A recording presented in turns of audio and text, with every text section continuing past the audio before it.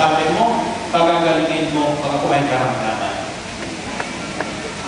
Remember sa kanila. Claim the promise. At sa pananalangin mo, makukulat ka na lang.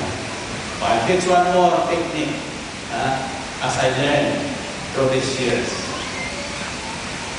May sakit ka sa tuhod. Sa kanan. Hipuin mo ang kaliwa. Huwag yung tuhod na may sakit. Kundi yung kaliwa may sakit. At purihin mo ang Diyos.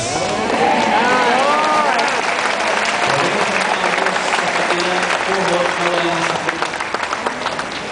Amen? Bakit?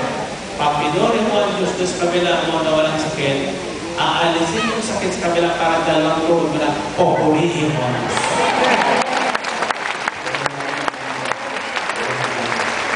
Tas, nakakanya, kaya mapapaitan.